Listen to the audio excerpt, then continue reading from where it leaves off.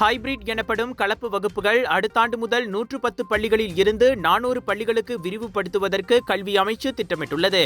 இந்த நடவடிக்கையில் 340 million ringgit ஒதுக்கீடு சம்பந்தப்பட்டுள்ளதாக கல்வித்துறை துணை அமைச்சர் வாங் காவோ தெரிவித்தார்.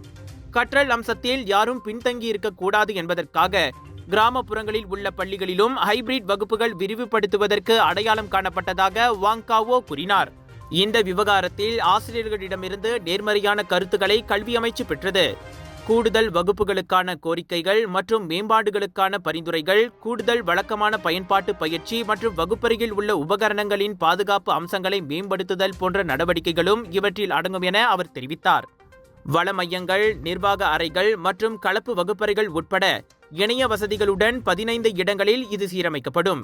இந்த திட்டத்தில் மின்சார இணைப்புக்கு 20 மில்லியன் ரிங்கேட், சாதனங்களுக்காக 153 மில்லியன் ரிங்கேட் மற்றும் இணைய வசதிக்காக 167 மில்லியன் ரிங்கேட் ஒதுக்கீடும் பெறப்பட்டுள்ளதாக இன்று நாடாளுமன்றத்தில் வாங் காவோ தெரிவித்தார்.